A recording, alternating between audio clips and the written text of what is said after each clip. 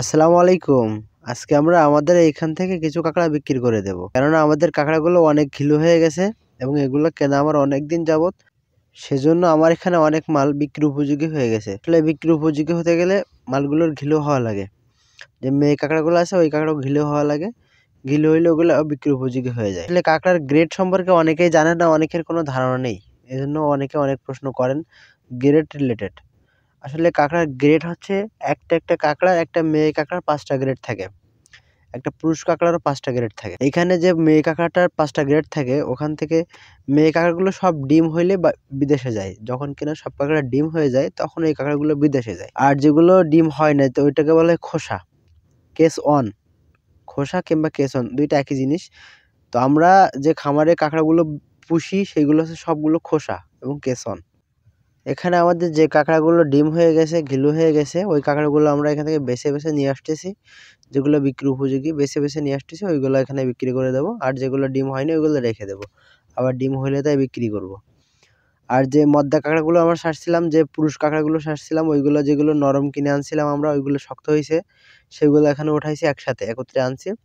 এনে তারপর এগুলো গ্রেড করে আমরা আলাদা করে বিক্রি করব। আপনারা অনেকে এখানে একটা প্রশ্ন আমাকে বারবার করছেন, সবাই জানতে চাচ্ছেন। সেটা হচ্ছে ভাই কাঁকড়াগুলো কতদিনে ঘিলু হয়, কতদিন পর বিক্রি করা যায়?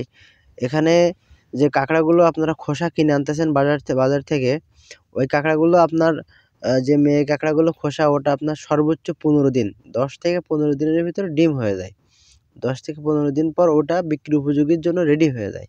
আপনি যদি আপনার তখন মার্কেটে রেট থাকে তাহলে আপনার সেই রেট অনুযায়ী যদি আপনার পোষায়, লস না হয় তাহলে আপনি বিক্রি করতে পারেন। আর যদি দেখেন আপনার রেট হিসেবে লস তাহলে আপনি আরো কিছুদিন রাখতে পারেন।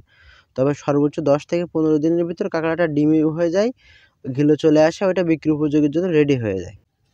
এখানে একটা ইম্পর্টেন্ট জিনিস আপনাকে খেয়াল রাখতে হবে, আপনি যে কাঁকড়াগুলো ছাড়তেছেন খোসা কাঁকড়াগুলো ওইটা ১০ থেকে ১৫ দিনের ভিতর যখন সে ঘিলু চলে আসবে তখন আপনার একটা জিনিস বারবার খেয়াল রাখতে হবে যে ওই কাঁকড়াটা ঘিলু হয়েছে কিনা চেক দিতে হবে।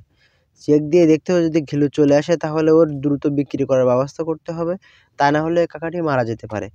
কারণ মেয়ে কাঁকড়া অধিকাংশ সময় ঘিলু হয়ে গেলে ওই কাঁকড়া বেশি দিন আর বাঁচে না, মারা যায়। অধিকাংশ সময় এটা হয়, ওই কাঁকড়া যখন ঘিলু হয়ে যায় ওই কাঁকড়াটা মারা যায়। তবে আপনার বাজারের যে রেট সেই দিকে খেয়াল একটু রাখতে হবে। আর কাঁকড়ার যদি রেট অনেক দেরিতে ওঠে তখন আপনাকে কাঁকড়াকে একটু স্লো ডিম করতে হবে। আর স্লো ডিম করতে গেলে একটা টেকনিক অবলম্বন করতে হয়। সেটা আমরা বহুত বছর ধরে চাষ করতেছি, আমাদের ব্যক্তিগত একটা অভিজ্ঞতা আছে। আমরা কিভাবে কাঁকড়াকে অনেকদিন ডিম হয়ে গেলেও রাখতে পারি। অনেক কাঁকড়া ডিম হয়ে যায় তবুও আমরা অনেকদিন রাখতে পারি। এটা আমাদের ব্যক্তিগত একটা অভিজ্ঞতা আছে। ওই অভিজ্ঞতা অনুযায়ী আমরা ওটা অনেকদিন রাখতে পারি। আপনারা যদি এই অভিজ্ঞতার বিষয়টাও জানতে চান তাহলে আমাদেরকে কমেন্ট করে জানাবেন। আমরা আপনার এই অভিজ্ঞতার বিষয়ে একটা সুন্দর করে একটা ভিডিও তৈরি করে আপনাকে দেখাবো। কাঁকড়াগুলোকে দেখাশোনার একটা কৌশল রইছে। সেটা যদি অবলম্বন করা হয় তাহলে আমরা যে ঘিলুটা হয় ওটা নিয়ন্ত্রণ করতে পারি আমরা নিজেরাই। আমরা যদি চাই দ্রুত ঘিলু করব, দ্রুত করতে পারি। আমরা যদি বলি একটু লেটে ঘিলু করব, যখন কিনা রেট হবে তখন বিক্রি করব, এজন্য লেটে করব, সেটাও আমরা করতে পারি। সম্পূর্ণটা আমাদের নিজেদের কন্ট্রোলে থাকে।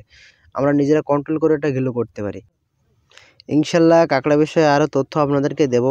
এটি একটি লাভজনক সেক্টর। এখানে অনেক মানুষ এখন বর্তমানে চাষ করতেছে। অনেক মানুষ এটার দিকে আগ্রহী হচ্ছে। আমি চাই আমার দ্বারা আরো মানুষ উপকৃত হোক, আমার দ্বারা আরো মানুষ অনুপ্রাণিত হোক হয়ে তারাও ব্যবসা করুক, তারাও লাভ করুক। তবে আপনার মতো আপনি চেষ্টা করে যাবেন, আমার মতো আমি চেষ্টা করে যাব। বাকি উপরওয়ালা ভরসা। কাঁকড়া চাষ রিলেটেড যদি কোনো প্রশ্ন আপনাদের মনে থাকে অবশ্যই আপনারা জানাবেন। আমি আপনাদের প্রশ্নের উত্তর দেওয়ার চেষ্টা করব ইনশাআল্লাহ। কাঁকড়া রিলেটেড আরও সুন্দর ভিডিও, আরও জ্ঞানমূলক ভিডিও, আরও অভিজ্ঞতামূলক ভিডিও আপনাদের মাঝে আনার আমি চেষ্টা করব। আপনারা শুধু একটু আমার অনুপ্রেরণা দেবেন। আপনাদের একটা লাইক, একটা কমেন্ট আমাদের ভিডিও করার অনুপ্রেরণা আরো দ্বিগুণ বাড়িয়ে দেয়। যাই হোক আমার জন্য সবাই দোয়া করবেন, আমিও আপনাদের সবার জন্য দোয়া করি। এই বলে আজকের ভিডিও এখানে শেষ করতেছি। আজকে আমার ঠান্ডা লাগছে প্রচুর পরিমাণ, ভয় দিতে গেলে আমার কথা নাকে উঠেছে, সবাই একটু মানিয়ে নেবে।